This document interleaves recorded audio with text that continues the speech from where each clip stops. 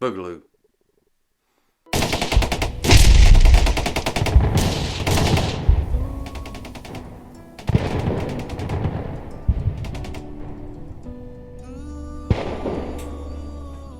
The Boogaloo. First thing I want to say is to let our brothers and sisters up in Virginia that's going through this mess, let them know that we are praying for them. Strength, courage, and protection. It's a shame at what they're facing. For me, I hope that war don't come here in any form. The last thing I want is to see my friends and family suffering. Uh, if you're a combat veteran, you know you've seen it.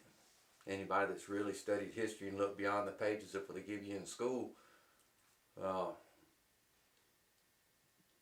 the gunfights are just a small part of it. Some questions to ask yourself though, in preparations for it. If you haven't done any kind of prepping, you may want to think about it. If war came today, what do I have? How much do I have? How long would my supplies last? How would I contact anybody? How would I get my information? Do I have anything to contribute to a group? Don't assume you can walk up to a group that's stocked up because they prepped ahead of time and you walk in with your family and empty-handed. Probably not going to go well. You'll be a liability. They're not going to take food out of their kids' mouths to feed yours because you didn't prep at all. Now, if you're a doctor, you can probably get away with it. Different story. It's not a humanitarian mission if fighting starts. Some of it may be, but it's survival at that point. Food, weapons, medical, water source, military and medical training. Those are all contributions. Shelf-stable foods. You can find shelf-stable foods all over the internet. They last a long time. They're compact, they're light, but they can be expensive. Buying in bulk is what most people do. You can buy bulk bags of rice, beans, salt. Salt's a big one. Salt will be a valuable commodity because everybody's going to need salt to preserve meats. There won't be any refrigeration. Water filtration system.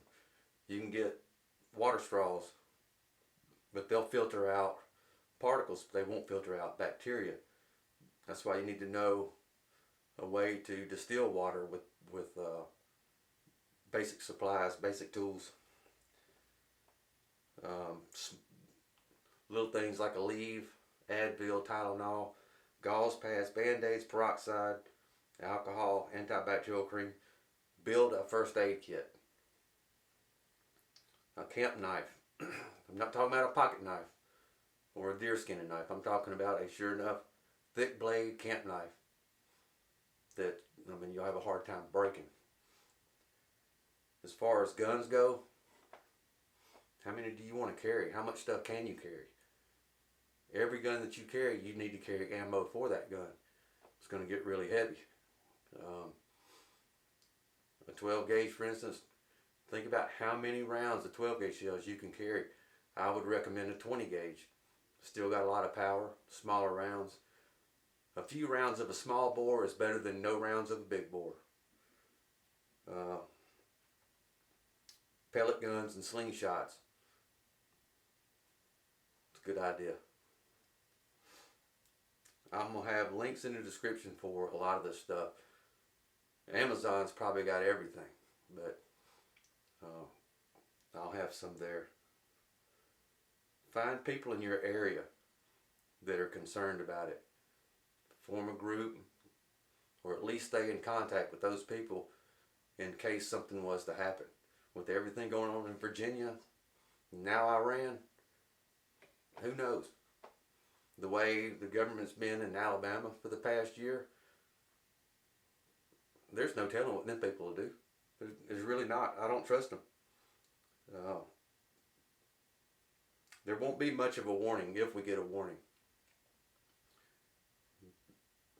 Be prepared. Have something. Have anything. But take care. Have a plan.